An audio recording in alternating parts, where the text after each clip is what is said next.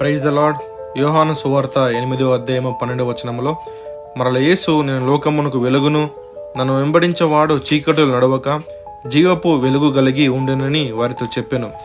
యేసు ప్రభు, మీరు మీ దోణెను లోతునకు నడిపించి చేపలు పట్టుటకు మీ వలలు వేయుడని వారితో చెప్పగా, సీమోను ఆయనతో, రాత్రి అంతయు మేము ప్రయాసపడితిమి గాని మాకేమీ దొరకలేదు, కానీ నీ మాట చెప్పున వలలు వేయును అని యేసు ప్రభుతో చెప్పెను. అప్పుడు వారికి విస్తారమైన చేపలు పట్టిరి. విస్తారమైన వెలుగు, ఆశీర్వాదము వారి జీవితంలో ప్రవేశించింది.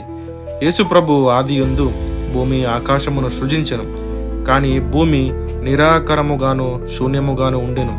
అప్పుడు దేవుడు, వెలుగు కమ్మని అని పలుకుగా వెలుగు కలిగెను.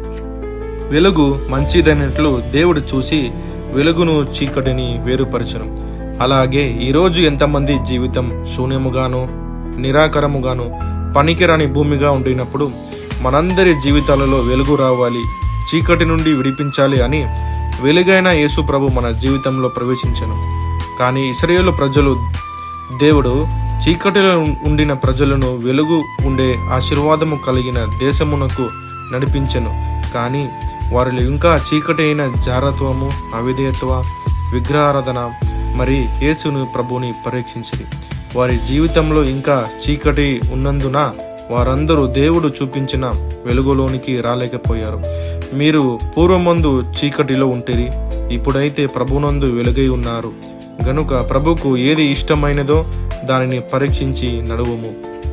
మీరు యేసు ప్రభును నమ్మి ఆయనతో ఉంటూ మందిరానికి వెళ్తూ ఇంకా చీకటైన జీవితాన్ని వదలక ఉంటే మీకు లభించేవి జారత్వము, అవిధేత్వము, అపవిత్రత్వ, ద్వేషము, విగ్రహారాధన, పోకిరి మాటలు. ఇవే మీరు ప్రాచీన స్వభావమును వదులుకొని మీ చిత్త వృత్తియందు నూతనపరిచి వెలుగు అనే యేసు ప్రభును నమ్ముకొని ఎడల మీలో ప్రేమ, సంతోషము, సమాధానము, దీర్ఘశాంతి, మంచితనము, విశ్వాసము, దయాళత్వము ఇవే మీకు లభించేవి.